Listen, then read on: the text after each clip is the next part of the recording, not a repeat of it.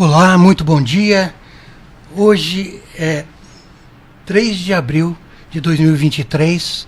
Estamos dando início a mais um Toque Mais, o programa, o podcast da SP Rio Mais. Nossa convidada de hoje, muito especial, é Sara Azibeiro,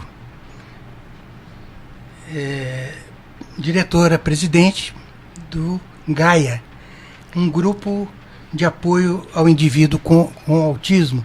A gente está aproveitando o gancho de que no dia 2 de abril é celebrado o Dia Mundial de Conscientização do Autismo.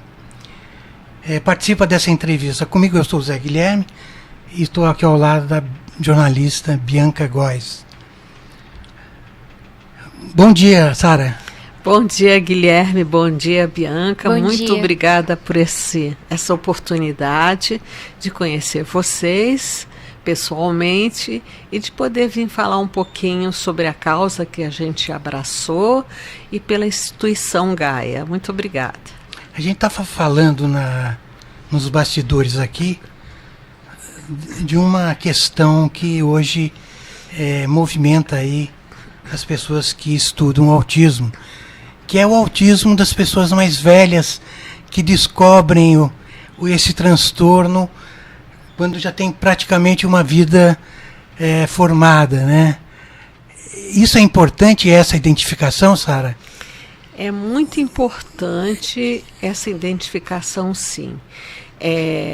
As próprias pessoas que hoje se descobrem, se identificam como pessoa com autismo, elas citam, por exemplo, que isso é libertador, né? Porque acaba explicando uma série de coisas que aconteceram em sua vida que elas não entendiam muito bem, porque que, por exemplo, elas não se sentiam bem numa reunião de família, com aquele monte de pessoas falando e tal, ou então porque, por exemplo, discutir a relação com a esposa ou com o marido era um infernal, porque era muito subjetivo, tem muita coisa, né?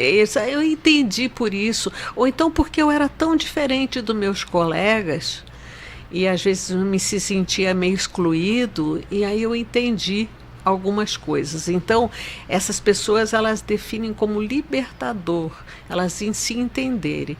Nós temos até alguns casos interessantes que pessoas com 60 anos, olha só, de lidar hoje com Gaia e tudo, e tanto ouvir falar sobre as coisas, diz assim, mas espera aí, eu acho que eu sou autista. E aí a pessoa fica interessada e a gente orienta. Então vai procurar um especialista, né? Procura um psiquiatra, um neuro e faz uma avaliação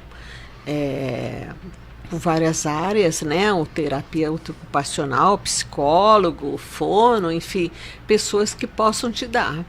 E depois elas comentam assim, eu sou autista mesmo, eu não sabia. Agora eu entendi por que eu conseguia fazer um cálculo e memorizar tantas coisas ao mesmo tempo. Eu descobri isso, mas também eu descobri porque eu me sentia... Era horrível eu em situações de exposição pública, social. Por que eu tinha uma dificuldade de comunicação com meus filhos achando que eu sou um cara chato e que eu sou um cara rabuchento. E eu entendi que não se tratava disso, né? E aí eles mudam algumas atitudes, por exemplo, assim, uma coisa que eu não faço mais, não vou em festa. Não gosto, eu sou autista, não vou mais. Então, coisas que eles se obrigaram a vida inteira, sim, eles deixaram e começaram a entender. Não, eu não era um cara esquisitão, eu não era isso, não era aquilo, né? Então, as pessoas ter a sua identidade é uma coisa muito boa. Então, vale a pena sim, né? E hoje, inclusive, sabe... algumas pessoas conseguem resgatar algumas coisas na sua vida. Por exemplo, um casamento que praticamente já estava desfeito porque a esposa achava que rapaz ali não interessava, não era interessado pelas coisas que ela dizia, ou porque ele agia de uma certa forma que parecia mais distante ou fria. E de repente a gente descobre, não, é uma condição dele. Ele não fazia isso porque não te ama ou porque ele é um cara desagradável, que não dá atenção aos seus sentimentos, é simplesmente porque é o jeito dele ser. Sim. Então tem umas coisas muito interessantes. Então eu estimulo as pessoas pelos relatos que chegam para a gente. Eu estimulo as pessoas a buscar a sua identidade, sim. Se elas internamente se acham assim, procurar um profissional. Uhum. O que eu vejo às vezes, Sara, são dois extremos, assim, de pessoas que têm mais acesso à informação e vão em busca de realmente ter um diagnóstico correto, ou então simplesmente banalizam, não vão atrás, ou tem o famoso preconceito. Então, como diagnosticar alguém corretamente? Assim, quais são os sinais que a gente poderia ver para ir de fato atrás de um profissional? Tem os adultos e tem as crianças. Com as crianças, às vezes, fica um pouco mais fácil, né? Às vezes tem pais, porque essa questão de ser diferente, né? Uhum. Incomoda. Todo mundo quer ser o padrão. Se você quer ser diferente, tem que ser um diferente para mais, né? É bom você ser um gênio, mas uma pessoa meio esquisita, que não se entrosa muito com os outros, isso já é um modelo na sociedade que não agrada. Você não busca se identificar ou parecer essa pessoa, né?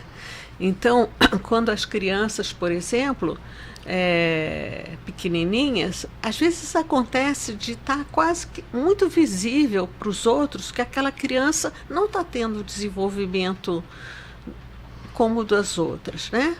Às vezes pode ser uma criança desde bebê que tem, por exemplo, um sono muito ruim, dorme muito pouco. Uhum. Ou pode ser uma criança que ou é muito, muito quieta, ou chora muito, um choro que não tem explicação, que não é de fome, não é dor de barriga, não é nada. O que será isso? É uma criança que, pequenininha, ela começa a brincar com os brinquedos de uma forma que não é aquela. Por exemplo, não brinca com um carrinho como se brinca com um carrinho. Ele começa a empilhar, ele começa a enfileirar. Ele gosta mais de objetos do que o próprio brinquedo que é feito para atrair a criança. Então ele prefere pegar um controle de TV e ficar batendo como se fosse um martelo, por Sim. exemplo, né? Então são coisas, umas dicas que se você tem uma criancinha, a sua cunhada tem um outro bebê, o vizinho tem outro, você compara, se diz, meu bebê está fazendo umas coisas diferentes, né? Então você já tem umas dicas. É um bebê que também, por exemplo, não compartilha a atenção. Às vezes você fala até com um bebê pequenininho, começa a conversar com ele, ele dá um sorrisinho para você, e você faz uma graça, ele dá uma gargalhada. Então, às vezes, não tem essa reciprocidade. Ou então chama aquela criancinha pelo nome e ela não atende. Aí você começa a dizer, será que ele é surdo? Será que ele não ouve? Uhum. Então, tem várias dicas que a gente percebe e que muitos dos pais vão em busca de ajuda, mas muitos ignoram isso. Sim. Ignoram porque às vezes é difícil para eles próprios enfrentar que aquele filhinho dele tem alguma coisa. Existe uma negação. Infelizmente, né? E é doloroso para eles, é um processo difícil, mas que é necessário que eles vençam isso, porque o quanto mais cedo eles começarem a cuidar dessa criança, melhor o prognóstico. As chances são enormes de recuperar aquele desenvolvimento que está se dando de uma forma muito atípica, né? Uhum. Então, existe um preconceito mesmo, que não é intencional nosso, mas nós herdamos, tá aqui no nosso DNA, na nossa sociedade, né? A gente quer ter... Sociedade dos vitoriosos, né? Pois é, exatamente, né? Então, e existe para os adultos também, né? Os adultos que se percebem diferenciados, às vezes muito tenta mascarar, fingir. Nós conhecemos um rapaz que ele era um juiz, né? E ele dizia, e a esposa dele, e aí ele descobriu, por causa do filho dele e tal, ele se descobriu, eu sou um autista. E a esposa, e aquilo causou um trauma dentro da família imenso, porque agora aquele marido era autista. Eu falei, a gente perguntou assim, mas por que isso causou um trauma? Ele não é a mesma pessoa de sempre? Ela disse, é. Aí ele disse assim, e agora ele não está sendo mais. Por quê? Ele disse, porque agora eu não preciso mais fingir. Olha. Então, ele vivia fingindo. Então, e aí eu digo assim, então, mas agora você já sabe por que ele é assim. Ela disse, mas eu vou perder a esperança de que nunca mais ele vai mudar. Então é bem interessante, um casal com 20 e tantos anos de casamento, e ela nessa expectativa que depois de 20 e tantos anos ele um dia ainda iria mudar aquele jeito dele de ser.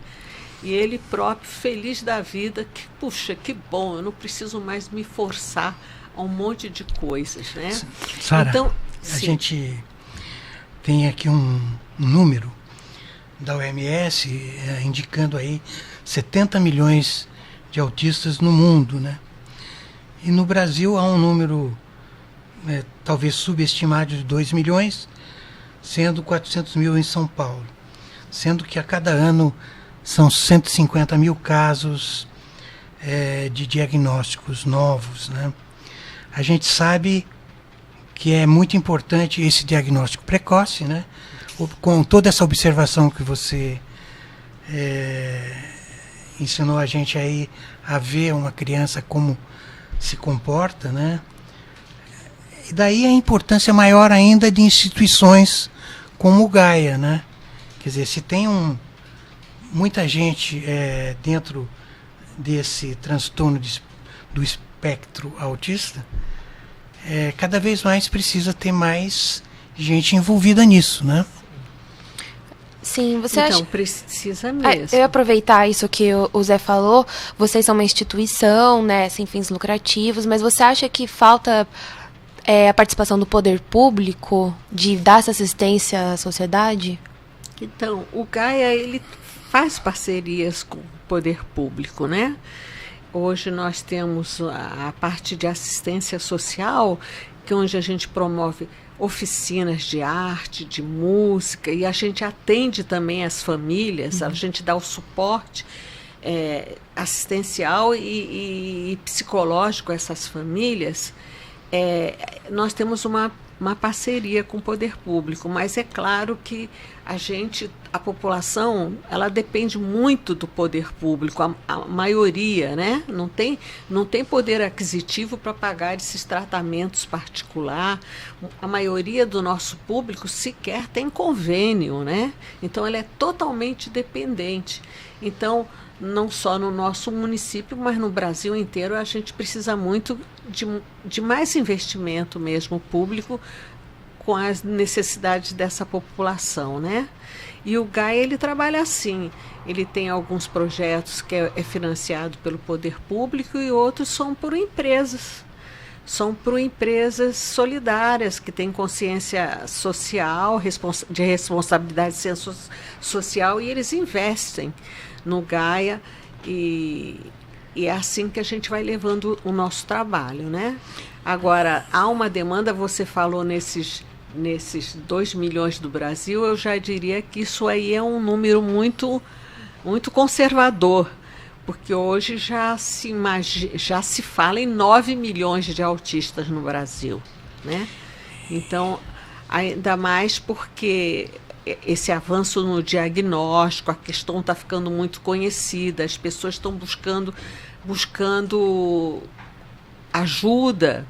Os próprios profissionais, no tempo do meu filho, ele tinha toda uma equipe terapêutica à disposição dele, mas são pessoas que não conheciam autismo. Isso há 20 anos atrás. Foi depois que eu comecei a me envolver com o Gaia que terapeutas do meu filho começaram a fazer cursos e buscar informação sobre o autismo. Quando a gente fala em equipe multidisciplinar, a gente está falando fonoaudiólogo, o que mais? Terapeuta ocupacional, psicólogo, de psicopedagogo.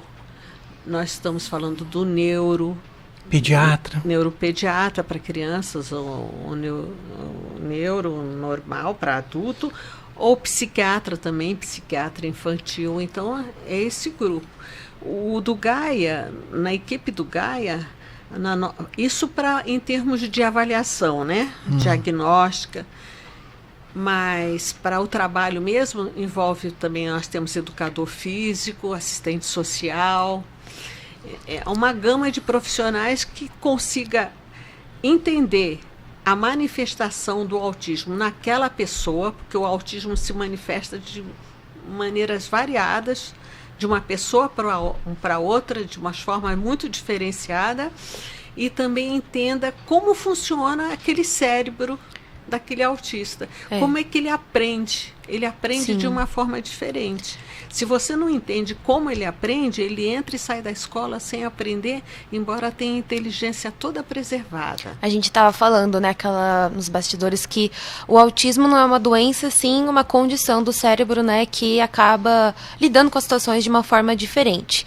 E assim, Sara, muita gente fala, a gente precisa falar mais sobre isso, as pessoas precisam entender, mas na prática, o que seria isso, então? O que seria falar mais sobre o autismo? Seria divulgar mais? Seria as pessoas terem mais acesso à informação? Como que isso, você acha que seria o ideal de chegar às pessoas para que fique, de fato, mais claro?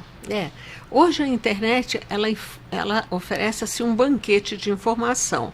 E dentro desse banquete você tem que ser até seletivo mesmo. Tem que certas informações que já são um pouco mais duvidosas, então precisa ser mais seletivo. Mas eu acho que hoje, por exemplo, as pessoas... Hoje nós vivemos num tempo de um boom de formadores de opinião. Então uma rádio como essa, começar a falar disso para as pessoas, é um serviço de utilidade pública. Tornar isso deixa de ser um tabu, é alguma coisa do nosso dia a dia. As pessoas aí, teu vizinho, o coleguinha de escola, todo mundo tem isso. Olhar com mais naturalidade isso, né? Também falar dessas possibilidades, esses exemplos bacanas que se tem de pessoas que têm autismo, isso estimula muito, que nem agora nós temos um rapazinho que é o filho do Mion, né? Da TV, e ele por muito tempo ele não divulgava sobre o filho dele. Agora ele está à frente, né? Da causa. Até o dia que ele resolveu falar, e ele fez um bem para todo mundo, porque muitas pessoas se sentiam mais diminuídas, constrangidas. O meu filho é assim, de repente, poxa, mas esse camarada aí, um bonitão, um rapaz bem sucedido da comunicação, uma esposa linda, e eles têm, isso não nos diminui. Então essas coisas ajudam a gente a falar. Outra coisa que ajuda é a gente tentar mudar o nosso ambiente. Se cada um mudar o seu próprio ambiente, daqui a pouco está tudo diferente, né? Então eu transito muito aqui em família, nesse espaço de trabalho, com meus amigos. Eu começo a falar sobre essa diferença e sobre essas questões com naturalidade. E eu vou divulgando, a gente vai tirando o preconceito das pessoas, a gente vai falando... Vai espalhando um olhar mais inclusivo, mais de tolerância, né? Então, cada um no seu quadradinho, fazendo a diferença e falando sobre isso, falando sobre tudo, né? Porque aí eu acho que é uma enorme ajuda, Sim. Sara, vamos falar do preconceito na escola, né? Porque a escola, a gente sabe de casos de crianças que não encontram seu espaço, ou que ela mesma é rejeitada, é expulsa, não deixa matricular. Tem uma série de coisas que acontecem quando o autista tenta se incluir no meio da escola, né? Hoje esse é um desafio também? Esse é um tremendo desafio. A gente já avançou um pouco, mas nós lidamos com muitas famílias. As famílias, elas vão e voltam da escola, elas dizem, eu trago meu filho chorando todo dia para casa, pelo bullying que eles sofrem, dessas crianças sofrerem bullying, e às vezes até com uma certa violência, serem machucados, né? Então isso eu acho que é uma grande responsabilidade da família.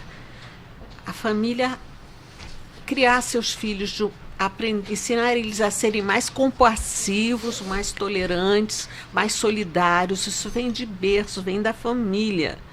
E a escola, ela dá prosseguimento a isso, porque a escola é como se fosse um caldeirãozinho da nossa sociedade. Todas as dificuldades da sociedade, elas são trazidas ali através daquelas crianças, cada um trouxe. Refletem ali. Refletem, Sim. né?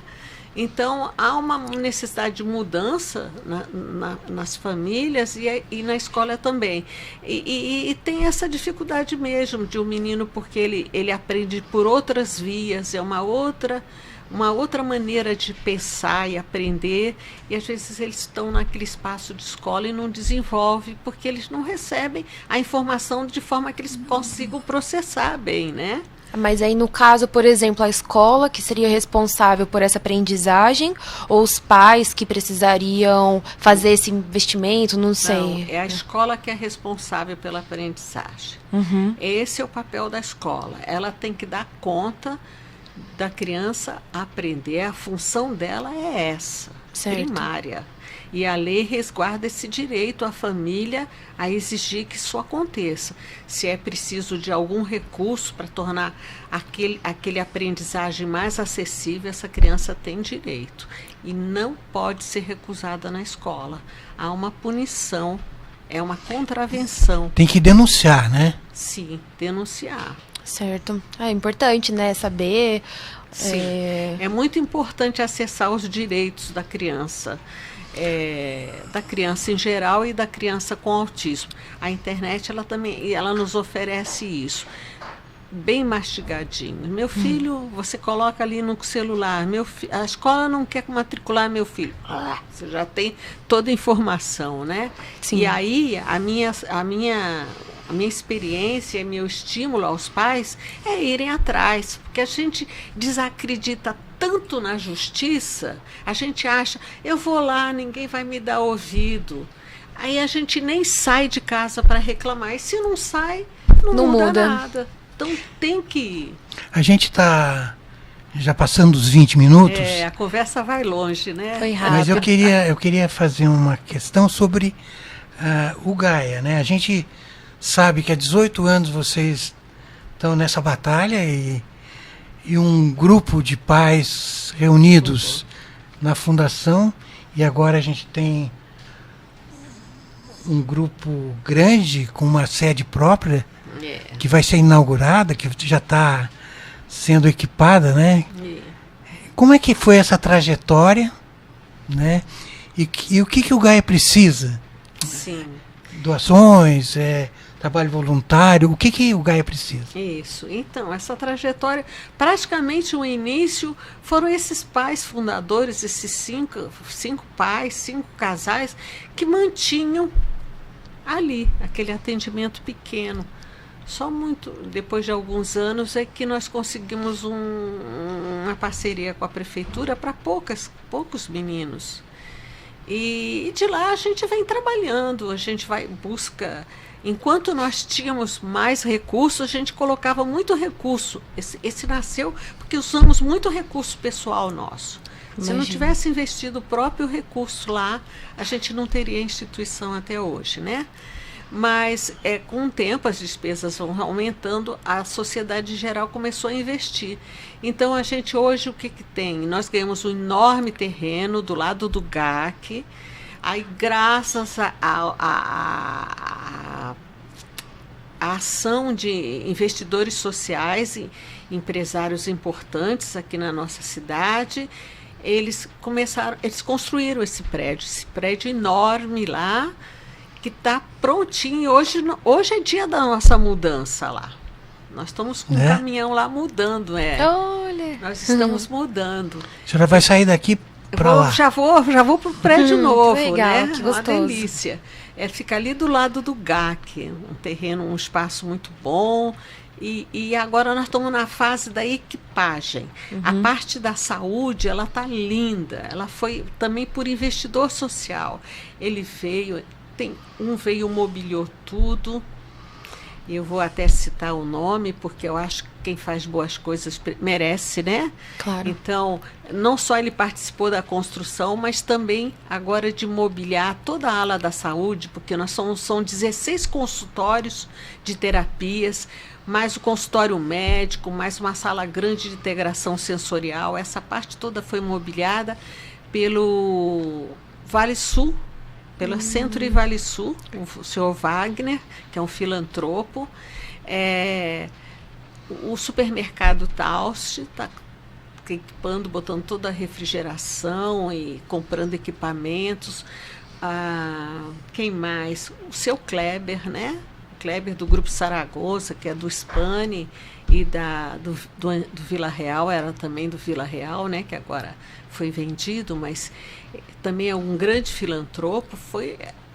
E até o jogador Casimiro já nos deu uma doação enorme. Pois é, essa notícia a gente deu recentemente, né? Foi. Nós precisávamos de materiais para colocar nos armários desses 16 consultórios ali dos terapias. E esse material é caro, e jogos e tudo mais. E aí, puxa, tá tudo bonito, tá tudo mobiliado, mas estão os armários vazios. Cadê as ferramentas, né? Que são as ferramentas dos profissionais. E aí ele nos presenteou com Como que surgiu esse contato com o Casimiro?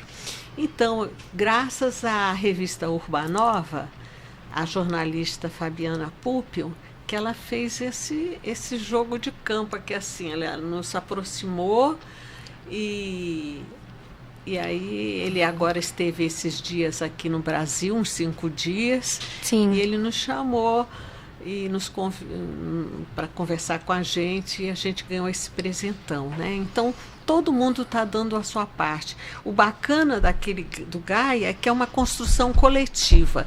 Não é só uma pessoa com muito dinheiro que foi e fez. Sim. É para mostrar como, quando as pessoas se unem, como as coisas podem acontecer. Cada um dando o seu bocado de acordo com a sua necessidade. Por exemplo, a revista Urbanova, ela não colocou dinheiro, mas ela usou sua rede de relações para aproximar pessoas. Sim, com certeza. Né? Cada um tem o seu jeito de contribuir, todos são preciosos. E lá nós vamos trabalhar com a saúde, nós vamos trabalhar com a parte educacional, temos uma parte linda trabalhando com cultura, com música, ainda que não tenha um objetivo terapêutico, a gente consegue resultados incríveis com os meninos. Temos um espaço enorme de formação, né? Para cursos, temos um auditório, um espaço de exposição. Eu até faço convite, Guilherme, que você tem, e Bianca, vão lá assistir. Vão ver? Vamos. Claro. Eu amo receber visita, é a parte mais gostosa. Eu recebo todo mundo com café com bolo. Ah, que fofa. Eu faço questão Obrigada de pelo receber convite. vocês. Vai ser um enorme prazer, viu? Obrigada. Muito bem. Bom. Você tem mais alguma questão? A gente está... Acredito Já vai que pros não. 30 minutos, Foi um no mínimo, ótimo né? bate-papo, muito enriquecedor, ainda mais aqui regional, que pega, né, nossa cidade de São José dos Campos, mas lógico que todo esse conhecimento que você passou pra gente vale pro mundo inteiro, né? Vale. Exatamente. Eu particularmente gostei de uma maneira positiva que você coloca o tema. Com né? certeza. Sim. É uma coisa para cima, Sim. né? E agradeço a sua participação. Sara Azibeiro, eu tenho que ler porque é um sobrenome diferente, Diferente, né? diferente. Sara Ribeiro, muito obrigado pela sua participação aqui. E a gente encerra aqui o podcast Toque Mais da SP Rio Mais.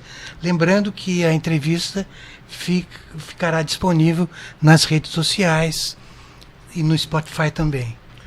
Tá bom, muito obrigada. Foi um prazer enorme. Obrigada, Sara. E pode convidar que eu não sou uma técnica, eu sou uma mãe que fundou uma instituição com outros, né? E há 18 anos eu faço esse trabalho voluntário, mas Se vocês quiserem umas explicações mais apuradas, eu tenho uma equipe bacana lá que também terá prazer de vir aqui, viu? Ah, Muito obrigado, Sara. Até a próxima. Tchau, tchau.